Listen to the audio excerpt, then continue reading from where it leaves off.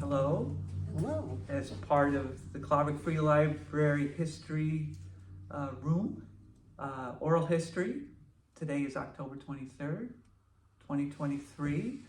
We are actually at the Clavik Library and we are interviewing, and I don't know your full name. We are interviewing Carol Calvin. We are interviewing Carol Calvin. And I used to be a hoteling, so I'm very familiar with Clavik. a longtime resident. Yeah. So why don't you just start right from the very I'm beginning? going to start from the beginning. It all began with my father, who was John D. Hoteling, and my mother was Mary Jane Andrew. She was from Stottville. He was from Clavik. And I remember a lot of stories that he told me that somehow we can get that into history, but maybe not right now. So, sorry. No, you can talk to me. Should I talk to him or should I talk to the I camera? think we should be talking to each other. Okay. Okay. Okay. So I have a lot of memories of Clavik School. I started when I was 4 years old.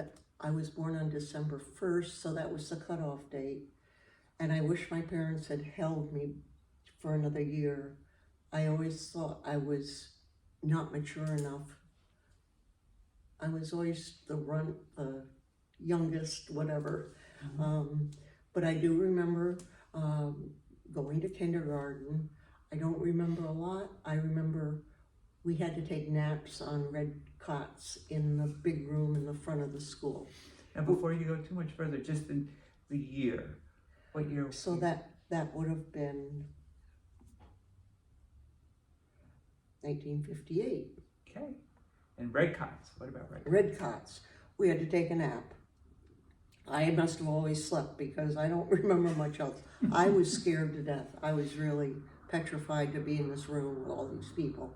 And how many of the kids did you There know? was, I didn't know anybody when I started. I lived in North Clavik, so I didn't live in the hamlet. I didn't know anybody. I do remember at some point when I was young, my mother and father said, if you think we're going to cart you down to Clavik all the time to play with your friends, you've got other things coming. You make your own entertainment on the farm. So I remember the teacher was Mrs. Mastro, and I don't remember anything else. But that was your start at Clavik, and you stayed in Clavik And School. I stayed with right? Clavik. I graduated from kindergarten, and I went to first grade, and my teacher was Mrs. Galilea, and again, I don't remember much. That would have been 59. I don't remember much. I was so young. I started to really remember school when I hit the second grade, and that was Mrs. Ziesnitz.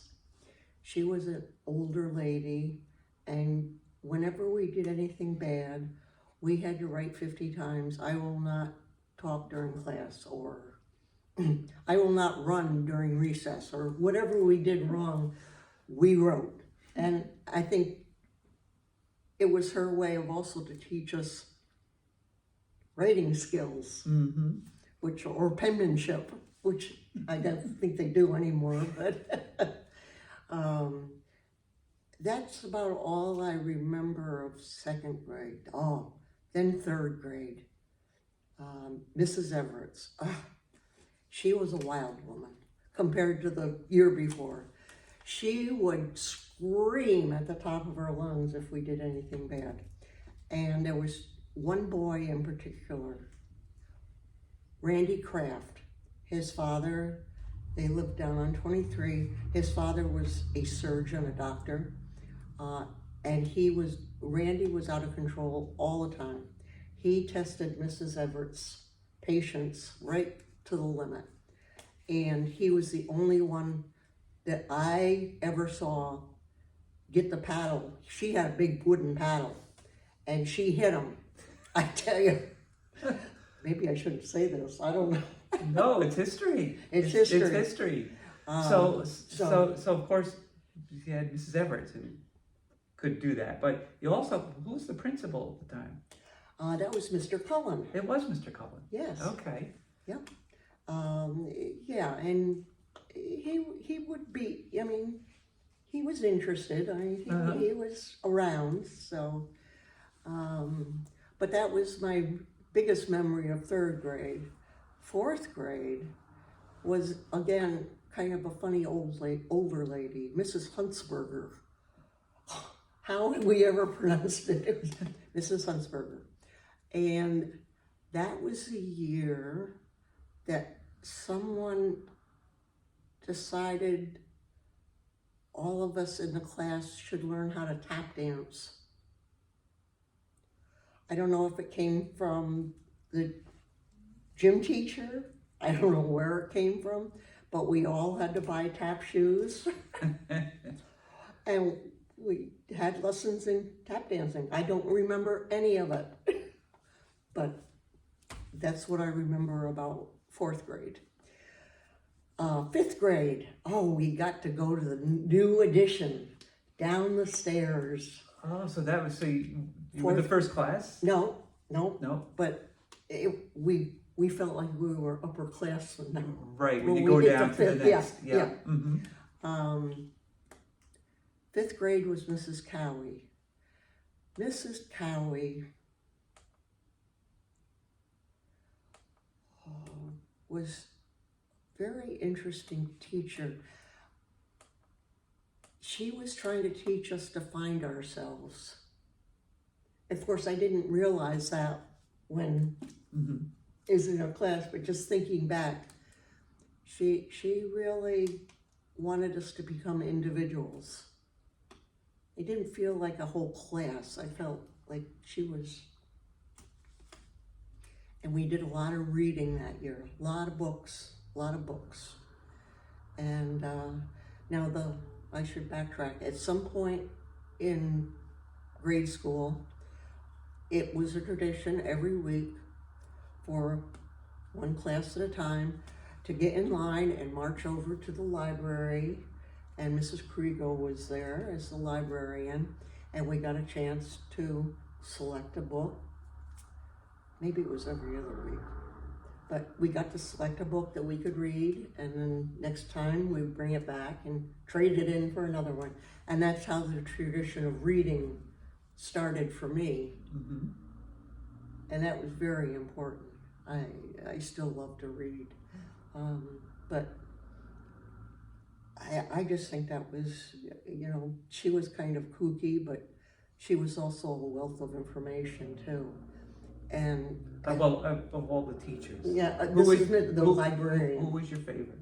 Oh, out of all my teachers, Clavic teacher. Mrs. Cowie, because she really tried to bring me out as a person. Yeah.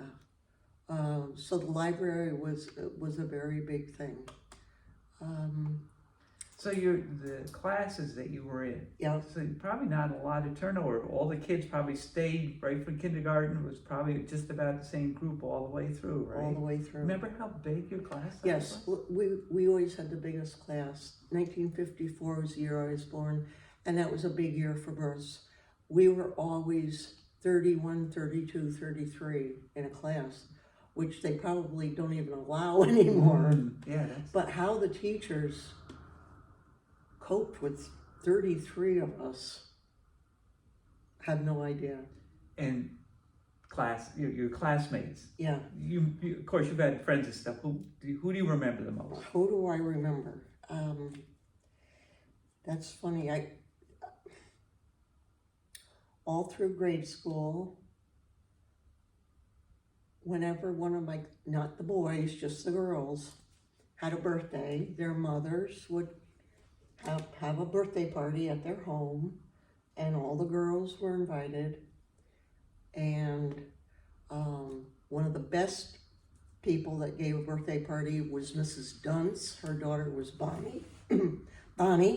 And we were friends. And Mrs. Dunce was also the organist at the church.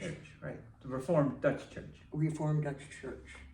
And they lived in a very small house, but somehow she pulled it off, and a bunch of screaming girls, and we played pin and tail on the donkey, and who knows what else. She fed us. Back then, most of the time, the cakes were made by an outfit called Country Kitchen. It was down on, not Spook Rock Road. I don't remember the name of the road. It was a man, Mr. Oh, can't remember.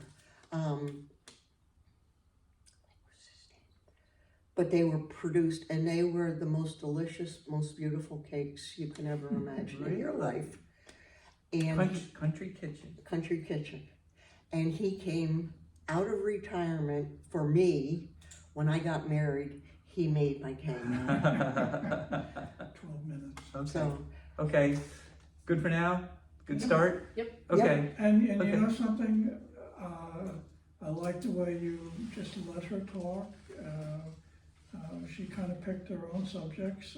yeah, I got a lot more. Yeah. You know, every once in a while, just sort of. You threw in, directed yeah. her thoughts. To Oh, clarify, right. I like it when he asked me to clarify stuff. Right. Because- I liked your introduction too. Mhm. What, missing her name? No. But about the part, you gave the date Yeah, when it was done yeah. and what it's done for, the Yeah. Clover History Room. I think that and should be where a it was. standard. Well, Yeah.